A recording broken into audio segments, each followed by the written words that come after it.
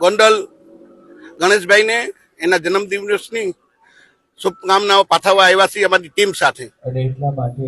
એક દલિત સમાજમાં જે 2-4 અમારા સમાજના જે આગેવાનો છે એની આખી એવી ગેરસમજ ઉભી કરી છે કે આ રાજુભાઈનું અને ગણેશભાઈનું જે સમાધાન થયું છે સમગ્ર અનુજાતિ સમાજના લોકો મારી સાથે છે, ગણેશભાઈ સાથે છે, જયરાજસિંહ બાપુ સાથે છે।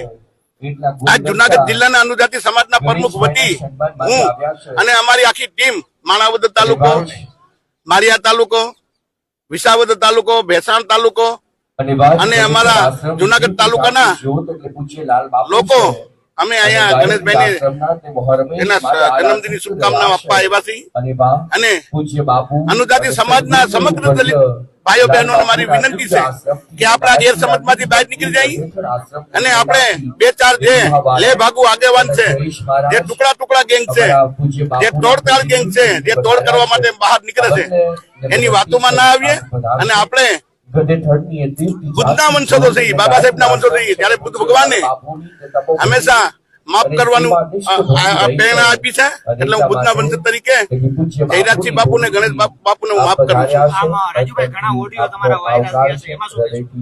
જે ઓડિયા છે જે તે સમયના ઓછામાં ઓછા 2-3 મહિના પહેલાના મારા ઓડિયા છે અને જયારે હું અને મારો પરિવાર સેફ ના હોય તો અમે સમાજ સેવા કેવી રીતના કરી શકીએ।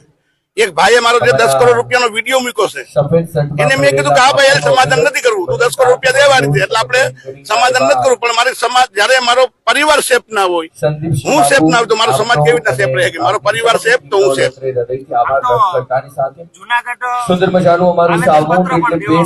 જુનાગઢમાં જે આવેદન પત્ર દીધું છે ત્યારે હું 13 મહિના ને 13 દિવસ જેલમાં રહ્યો ત્યારે આ સમાજના આગેવાનો ક્યાં ગયા હતા ભાઈ?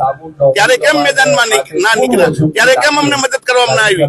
પણ એને ક્યાંક ને ક્યાંક પૈસાનો તોડ કરવા માટે જયરાજસિંહ બાપુ ઉપર અને ગણેશ બાપુ ઉપર જે દબાણ કરવામાં આવે છે ખોટું છે। હું જયરાજસિંહ બાપુ એને અમે અને આખો અમારો સમાજ એની સાથે જઈ જયરાજસિંહ બાપુ ને ગણેશ બાપુ ને કઈ મૂંઝાવાની જરૂર નથી।